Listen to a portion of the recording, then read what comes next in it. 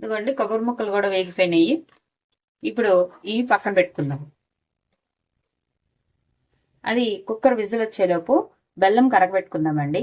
ఈ బెల్లము 1కి 1 అంటే 1.5 పోసాం కాబట్టి 1.5 బెల్లం అనమాట. 1.5 గ్లాస్ బెల్లం.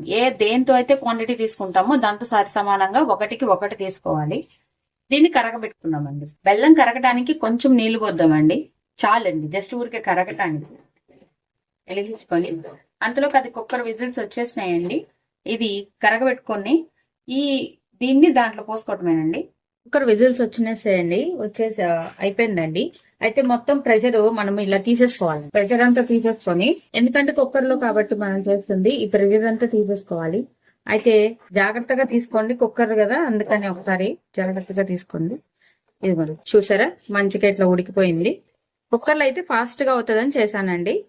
ఇప్పుడు మనం కరగపెట్టుకున్న బెల్లం ఉంది కదా, అది దీంట్లో పోసుకోవాలండి. చూసారు కదా మంచిగా కరిగిపోయిందండి బెల్లము. ఈ కొంచెం కూడా ఈ జస్ట్ ఎంతో లేదు, ఇందాక ఎంత గడ్డ ఉన్నా చూసారు కదా మంచిగా కరగబెట్టినాం. అయితే బెల్లం పాకం గానీ ఏమీ అవసరం లేదండి.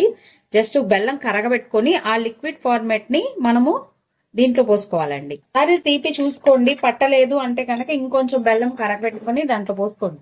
ఒకప్పుడు అయితే ఒక చెక్క సరిపోయేదండి. ఇప్పుడు కంపల్సరీగా 1.5 అయితే ఈజీగా పట్టిద్ది. ఎందుకంటే బెల్లం స్వీట్నెస్ ఎందుకనో తక్కువగా ఉంది కాబట్టి పట్టిద్దండి కంపల్సరీగా. బెల్లం వేసుకున్నాం కాబట్టి జస్ట్ ఆ ఫ్లేవర్ పట్టడానికి కొంచెం సేపు, జస్ట్ ఫ్యూ సెకండ్స్ చాలండి. మనము ఎలాచి దంచుకునే లోపు కొంచెంసేపు జస్ట్ అలా మగ్గబెట్టండి. ఇదిగోండి ఎలాచి వేసేసాను. తర్వాత మనం తీసుకున్న కొబ్బరి ముక్కలు వేసేసుకుందాం. వేసుకొని మంచిగా కలిపండి. మంచిగా ఉడికిపోయింది. నేను కొంచెం నెయ్యి వేసుకుంటున్నానండి. దీనికల్లా నెయ్యి ప్రాణం అండి. ఏదైనా స్వీట్ చేసుకునేటప్పుడు ఏది తగ్గకూడదు. నెయ్యి, జీడిపప్పు, దేనికి కావాల్సింది దానికి ఆ ఇంగ్రీడియంట్స్ ఉంటే బాగుంటుందండి. పప్పు వేసేసుకుందాం, మంచిగా కలిపి అండి. కమ్మటి చక్కెర పొంగలి రెడీ అయిపోయింది. చాలా సింపుల్ అండ్ ఈజీ ప్రాసెస్ అండి.